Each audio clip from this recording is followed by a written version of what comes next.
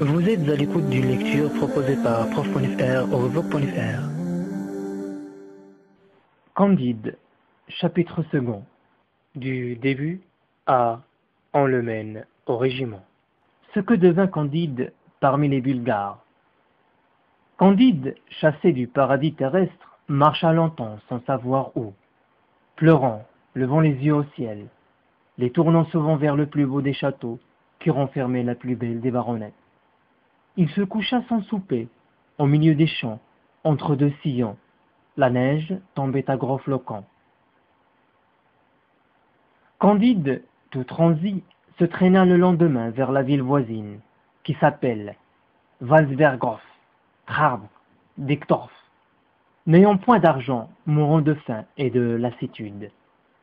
Il s'arrêta tristement à la porte d'un cabaret. Deux hommes, habillés de bleu, le remarquèrent.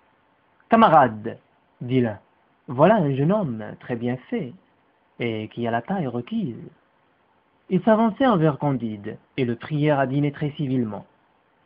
« Messieurs, leur dit Candide, avec une modestie charmante, vous me faites beaucoup d'honneur, mais je n'ai pas de quoi payer mon écho. »« Ah, monsieur, lui dit un des bleus, les personnes de votre figure et de votre mérite ne paient jamais rien.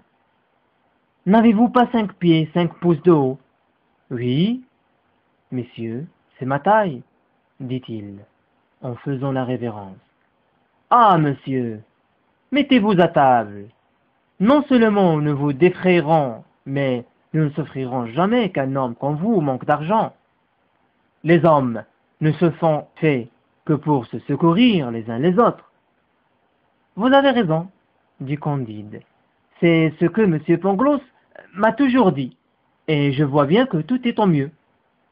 On le prie d'accepter quelques écus. Il les prend et veut faire son billet. On n'en veut point. On se met à table. « N'aimez-vous pas tendrement? »« Oh oui, répondit-il. J'aime tendrement mademoiselle Cunégonde. »« Non, dit l'un de ces messieurs. Nous vous demandons si vous n'aimez pas tendrement le roi des Bulgares. »« Point du tout, dit-il, car je l'ai jamais vu. »« Comment? C'est le plus charmant des rois, et il faut boire à sa santé. »« Oh, très volontiers, messieurs. » Et il boit. « C'en est assez, lui dit-on. Vous voilà l'appui, le soutien, le défenseur, le héros des Bulgares. Votre fortune est faite, et votre gloire est assurée. On lui met sur le champ les fers aux pieds, et on le mène au régiment. Cette séance vous a été proposée par prof.fr au blog.fr.